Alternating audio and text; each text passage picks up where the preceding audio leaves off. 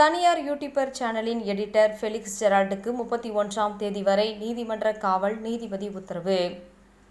பெண் காவலர்களை அவதூறாக பேசிய வழக்கில் கைது செய்யப்பட்ட ஷவுக் சங்கர் வழக்கில் மற்றொரு நபராக தனியார் யூடியூபர் சேனலின் எடிட்டர் ஃபெலிக்ஸ் ஜெரால்டு கைது செய்யப்பட்டார். திருச்சி மத்திய சிறையில் அடைக்கப்பட்ட ஃபெலிக்ஸ் ஜெரால்டுக்கு திருச்சி நீதிமன்றம் ஜாமீன் வழங்கி உத்தரவிட்டது. இந்நிலையில் கோவை சைபர் கிரைம் காவல்துறையினரும் அவர் மீது வழக்கு பதிவு செய்து கைது செய்தனர். இந்நிலையில் கோவை மாநகர சைபர் கிரைம் போலீசார் ஃபெலிக்ஸ் ஜெரால்டை காவலில் எடுத்து விசாரிக்க 4வது குற்றவியல் நீதிமன்றத்தில் மனு தாக்கல் செய்திருந்த நிலையில் நேற்றைய தினம் ஒருநாள் காவலில் எடுத்து விசாரிக்க நீதிபதி சரவணபாபு உத்தரவிட்டார். இந்நிலையில் இன்று மாலையுடன் விசாரணை முடிந்த பிறகு அவரை போலீசார் மீண்டும் நீதிமன்றத்தில் ஃபெலிக்ஸ் ஜெரால்டை போலீஸ் ஆஜர்படுத்தினர். இந்நிலையில் வருகின்ற 31ஆம் தேதி வரை நீதிமன்ற காவலில் வைக்க நீதிபதி சரவணபாபு உத்தரவிட்டார்.